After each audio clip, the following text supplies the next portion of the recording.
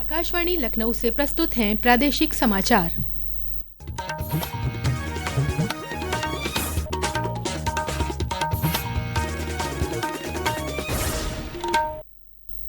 मुख्य समाचार।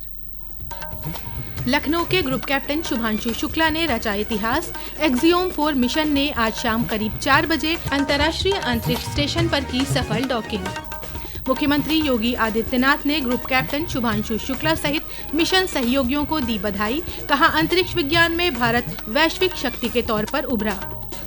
मुख्यमंत्री ने गाजियाबाद में सेंट्रल इलेक्ट्रॉनिक लिमिटेड के ग्रीन डाटा सेंटर का किया शिलान्यास।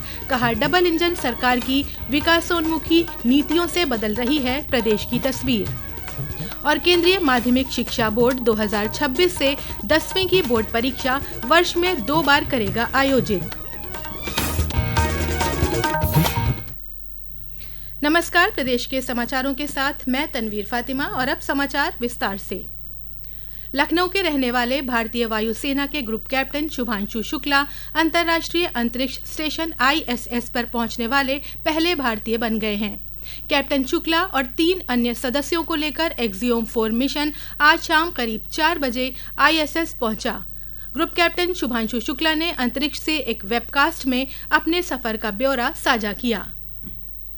नमस्कार, एक छोटा सा संदेश मेरे सारे देशवासियों के लिए। 1 महीने क्वारंटीन में रहने के बाद कल हम लोग लॉन्च पैड 39 से लॉन्च हुए।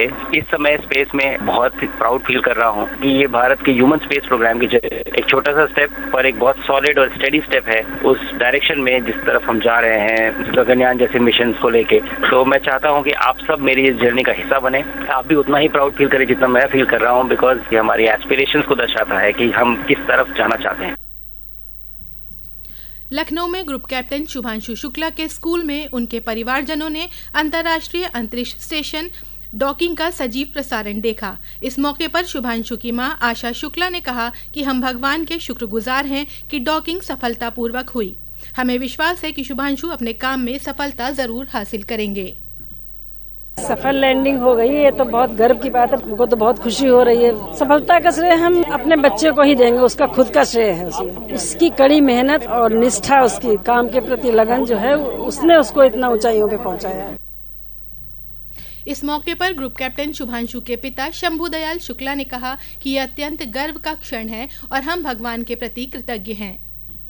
ये बहुत ही अहम पड़ाव था, उसके लिए उसने मेहनत करके जो भी सक्सेस प्राप्त की है उसके लिए हम बहुत खुश हैं और बच्चे पर गर्व है हमें। बच्चा बोल्ड है, हम लोग भी हैं, मगर स्कूल ने बहुत कुछ दिया उसे। मुख्यमंत्री योगी आदित्यनाथ ने सफलतापूर्वक अंतर्राष्ट्रीय अंतरिक्ष स्टेशन पहुंचने पर ग्रुप कैप्टन शुभांशु शुक्ला सहित मिशन सहयोगियों को बधाई दी है। उन्होंने इस सफलता को ऐतिहासिक बताते हुए कहा कि अंतरिक्ष विज्ञान में भारत वैश्विक शक्ति के तौर पर उभरा है। लखनऊ में जन्मे शुक्ला 1984 में राकेश शर्मा की उड़ान के बाद अंतरिक्ष में जाने वाले दूसरे भारतीय हैं। ये ऐतिहासिक मिशन अमेरिका, भारत, पोलैंड और हंगरी के 4 अंतरिक्ष यात्रियों को अंतर्राष्ट्रीय अंतरिक्ष केंद्र में 14 दिनों के वैज्ञानिक अभियान के लिए ले गया है, जो लो अर्थ ऑर्बिट LEO में है और जिसे हार्मनी मॉड्यूल के अंतरिक्ष के सामने वाले पोर्ट से डॉक किया गया है। एक्सियोम 4 मिशन न सिर्फ एक वैज्ञानिक उपलब्धि है, बल्कि वैश्विक प्रौद्योगिकी महाशक्ति के रूप में भारत के बढ़ते कद का प्रमाण है। यह अंतरिक्ष नवाचार का नेतृत्व करने, स्थिरता को बढ़ावा देने और वैश्विक मिशनों में सार्थक योगदान देने की देश की क्षमता का परिचायक है। शुभांशु शुक्ला भोजन और अंतरिक्ष पोषण से संबंधित उन्नत प्रयोग करेंगे। मुख्यमंत्री योगी आदित्यनाथ ने कहा है कि राज्य सरकार विकसित भारत के सपने को साकार करने के लिए निरंतर गंभीर प्रयास कर रही है। श्री योगी ने ये बात आज गाजियाबाद के साहिबाबाद में सेंट्रल इलेक्ट्रॉनिक्स लिमिटेड CEL के स्वर्ण जयंती समारोह में कही। इस दौरान उन्होंने CEL के डाटा सेंटर का शिलान्यास भी किया। उन्होंने कहा कि उत्तर प्रदेश की तस्वीर पूरी तरह से बदल गई है और वो हर क्षेत्र में लगातार तरक्की कर रहा है। उत्तर प्रदेश के अंदर डबल इंजन की सरकार ने जो कार्य प्रारंभ किया आज उसका परिणाम आया है कि हम उत्तर प्रदेश के अंदर 6 करोड़ लोगों को गरीबी रेखा से उभारने में हमें मदद मिली। उत्तर प्रदेश की अर्थव्यवस्था को 2.5 गुना से अधिक बढ़ाने में हमें मदद मिली। पर कैपिटा इनकम को हमें उत्तर प्रदेश के अंदर 2.5 गुना से अधिक बढ़ाने में मदद मिली। एक बेहतरीन इंफ्रास्ट्रक्चर को, रोड इंफ्रास्ट्रक्चर का हो, रेलवे का हो, मेट्रो का हो, वाटरवे का हो, इसको देने में भी हमें सफलता प्राप्त हुई।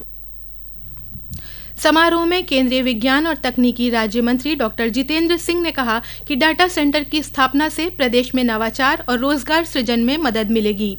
उन्होंने बताया कि इस डाटा सेंटर की क्षमता 30 मेगावाट की होगी और हाई डेंसिटी रैंक पर आधारित होगी। ये समाचार आप आकाशवाणी लखनऊ से सुन रहे हैं। ताज़ा समाचार जानने के लिए आप हमारी वेबसाइट newsonair.gov.in पर लॉगिन कर सकते हैं। इसके साथ ही आप प्रादेशिक समाचारों का यह बुलेटिन हमारे YouTube channel news on AIR Lucknow पर भी सुन सकते हैं। मुख्यमंत्री योगी आदित्यनाथ ने आगामी पर्व और त्योहारों को देखते हुए सुदृढ़ कानून व्यवस्था, सौहार्दपूर्ण माहौल और जन सुविधाओं की समुचित व्यवस्था सुनिश्चित करने के लिए कल देर रात शासन स्तर से वरिष्ठ अधिकारियों के साथ उच्च स्तरीय समीक्षा बैठक की। बैठक में मुख्यमंत्री ने कहा कि आगामी 11 जुलाई से 9 अगस्त तक पावन सावन मास रहेगा। इस दौरान पारंपरिक कांवड़ यात्रा निकाले जाने के साथ नागपंचमी और रक्षाबंधन जैसे पर्व मनाए जाएंगे। इसी अवधि में कल से 8 जुलाई तक जगन्नाथ रथ यात्रा और 7 जुलाई तक मुहर्रम के आयोजन संभावित हैं। ये पूरा समय राज्य की कानून व्यवस्था, चिकित्सा, स्वच्छता और आपदा प्रबंधन के लिहाज से काफी संवेदनशील है। मुख्यमंत्री ने कहा कि ये ध्यान रखा जाए कि कांवड़ यात्रा, मुहर्रम और रथ यात्रा के दौरान भड़काऊ नारे और हथियारों का प्रदर्शन कतई न होने पाए।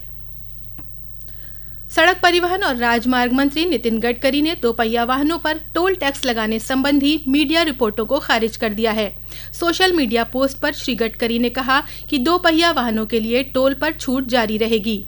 उन्होंने कहा कि कुछ मीडिया संस्थान दोपहिया वाहनों पर टोल टैक्स लगाने के बारे में भ्रामक खबरें फैला रहे हैं। श्री गडकरी ने कहा कि भ्रामक खबरें फैलाकर सनसनी पैदा करना स्वस्थ पत्रकारिता नहीं है। बरेली में आमला स्थित लिलौर झील का पुनरुद्धार कर इसे पर्यटक स्थल के रूप में विकसित किया जाएगा। आज प्रदेश के पशुधन मंत्री धर्मपाल सिंह ने झील के जीर्णोद्धार कार्यक्रम की शुरुआत की। इस अवसर पर उन्होंने कहा कि राज्य में पर्यटन की अपार संभावनाएं हैं और सरकार इस दिशा में प्रयास कर रही है। इस एक सरोवर को आज पर्यटन के नक्शे पर लाने के लिए यहाँ प्रयास किया जा रहा है। इस पक्षी विहार भी बनेगा, पर्यटन से जोड़ने का भी काम होगा और ये नौकायन और बाकी चीजें भी यहाँ होंगी। ये पर्यटन के मैप पर लाने का काम प्रारंभ हुआ है। आज मैंने अपनी विधायक निधि से 20 लाख रुपए जिलाधिकारी को देने के लिए आश्वस्त किया है। समाज के सहयोग से भी यहाँ बहुत अच्छा काम चलेगा। उत्तर प्रदेश में पर्यटन की अपार संभावनाएं हैं। जो महाभारत कालीन सर्किट, रामायण कालीन सर्किट, बौद्ध सर्किट, इस तरीके से जो सर्किट बने हैं, तो ये महाभारत कालीन परिपथ है जिस पर आज कार्यक्रम हो रहा है। केंद्रीय माध्यमिक शिक्षा बोर्ड CBSE ने अगले साल से 10वीं की परीक्षा वर्ष में 2 बार कराने की घोषणा की है। नई रूपरेखा के अनुसार पहली परीक्षा फरवरी में होगी, जो सभी विद्यार्थियों के लिए अनिवार्य होगी। दूसरी परीक्षा मई में होगी, जो उन विद्यार्थियों के लिए वैकल्पिक होगी जो अपना प्रदर्शन बेहतर करना चाहते हैं। सभी उत्तीर्ण विद्यार्थियों को विज्ञान, गणित, समाज विज्ञान और भाषाओं में से किसी भी 3 विषय में अपना प्रदर्शन सुधारने की अनुमति होगी। दोनों चरणों के परीक्षा परिणाम क्रमशः अप्रैल और जून में घोषित होंगे। प्रदेश में रुक रुक कर वर्षा होने से सहारनपुर, बिजनौर और अमरोहा सहित कई जिलों में नदियों का जलस्तर बढ़ने लगा है। बाढ़ की आशंका वाले जिलों में प्रशासन ने बाढ़ चौकियों को अलर्ट कर दिया है। वहीं मॉनसून की सक्रियता और बारिश के मद्देनजर बाढ़ से निपटने के लिए आज वाराणसी, कानपुर सहित प्रदेश भर में संयुक्त मेगा मॉक ड्रिल का आयोजन किया गया। उत्तर प्रदेश राज्य आपदा प्रबंधन प्राधिकरण के तत्वावधान में NDRF, SDRF, नागरिक पुलिस और स्वास्थ्य विभाग मॉक ड्रिल में शामिल हुए। और अंत में मुख्य समाचार एक बार फिर। लखनऊ के ग्रुप कैप्टन शुभांशु शुक्ला ने रचा इतिहास। एक्सियोम 4 मिशन ने आज शाम करीब 4 बजे अंतर्राष्ट्रीय अंतरिक्ष स्टेशन पर की सफल डॉकिंग। मुख्यमंत्री योगी आदित्यनाथ ने ग्रुप कैप्टन शुभांशु शुक्ला सहित मिशन सहयोगियों को दी बधाई। कहा, अंतरिक्ष विज्ञान में भारत वैश्विक शक्ति के तौर पर उभरा।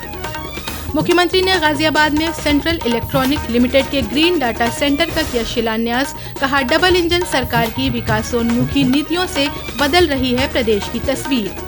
और केंद्रीय माध्यमिक शिक्षा बोर्ड 2026 से 10वीं की बोर्ड परीक्षा वर्ष में 2 बार करेगा आयोजित। इसी के साथ प्रादेशिक समाचारों का यह बुलेटिन समाप्त हुआ। अगला बुलेटिन रात 8 बजे FM पर प्रसारित किया जाएगा।